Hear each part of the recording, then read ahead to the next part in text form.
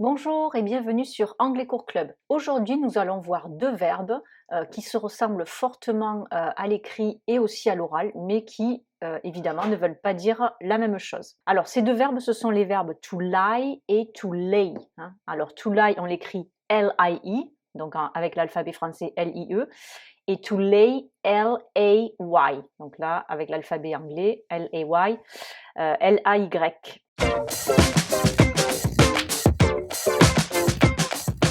Donc le premier, on le prononce lie, hein, donc là avec le son de l'alphabet anglais pour la lettre I, donc le son I, et le second, on le prononce lay. Alors commençons donc par le verbe to lie, L-I-E, avec l'alphabet anglais. En fait, il a deux significations.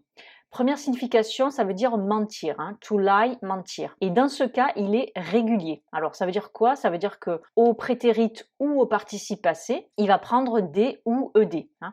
Et donc, c'est le cas. Donc, ce verbe au prétérit, on l'écrit lied, et on le prononce lied. Et au participe passé, c'est la même chose, hein, puisque pour les verbes réguliers, le participe passé et le prétérit sont identiques. Hein. Lied également. Alors voyons une phrase donc avec le verbe donc to lie qui veut dire mentir. Et je vais faire cette phrase au prétérit, au passé. He lied to his uncle about the party last night. Donc il a menti à son oncle à propos de la fête hier soir. Hein, donc, the party ou the party, hein, c'est la fête. Et last night, il y a deux façons de le traduire. C'est soit la nuit dernière ou alors hier soir. Alors, je vous avais dit que lie, ça a aussi une autre signification. Donc, on vient de voir lie en tant que mentir, et il est régulier, mais il veut dire aussi être allongé, s'allonger, se trouver ou être étalé. Et dans ce cas-là, il est irrégulier. Hein. Donc, au prétérit, on va écrire L-A-Y. Hein, c'est pour ça que ça s'écrit exactement comme le deuxième verbe dont on va parler tout à l'heure. Hein. Donc, le verbe to lie, au prétérit, quand il veut dire donc être allongé, s'allonger, se trouver, eh bien il s'écrit comme le verbe to lay qu'on verra tout à l'heure. Et ce verbe donc au participe passé, c'est L-A-I-N, lain. Alors je vais faire là deux phrases donc avec le verbe lie qui veut dire être allongé, s'allonger, se trouver, être étalé. Première phrase au prétérit, donc là je vais écrire L-A-Y. He lay on the armchair and fell asleep. Il s'est allongé sur le fauteuil et s'est endormi. Hein.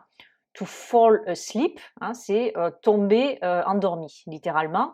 Et to fall, c'est aussi un verbe irrégulier et ça donne fell au prétérit. Et asleep, endormi. Armchair, le fauteuil. Donc, he lay on the armchair, il s'est allongé sur le fauteuil. Maintenant, une autre phrase avec le verbe to lie qui veut dire donc être allongé, s'allonger, etc.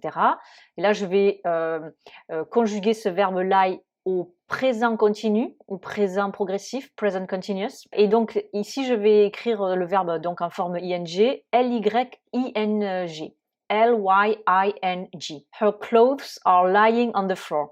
Ses habits sont étalés sur le sol. Donc the floor, le sol, her clothes, ses habits, hein, c'est les habits donc d'une femme. Et donc j'ai conjugué dans mon verbe lie au présent continu, présent progressif, avec l'auxiliaire to be au présent, donc are, et ensuite j'ai mis le verbe en forme gérondif ing. Et là, donc, le i qu'on trouve à l'infinitif, eh bien, il se transforme en y et on y ajoute ing, et on prononce donc lying. Alors, maintenant qu'on a vu ce verbe to lie qui veut dire soit mentir et qui est régulier, soit être allongé, s'allonger, être étalé, et qui est irrégulier, qui donne lay au prétérit et lain au participe passé.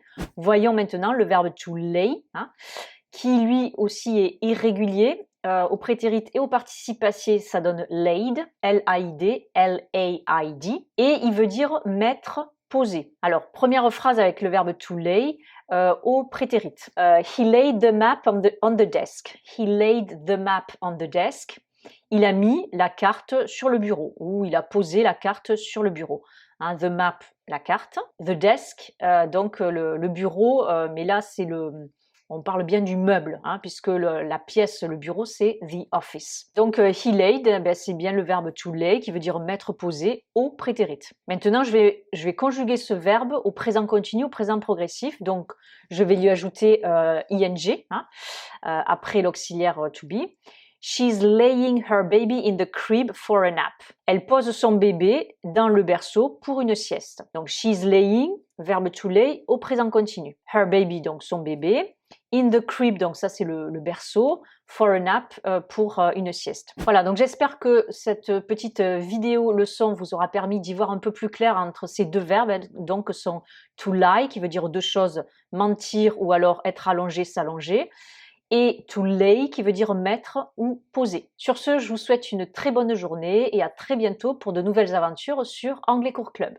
See you pretty soon for new adventures on Anglais Cours Club. Bye bye and take care.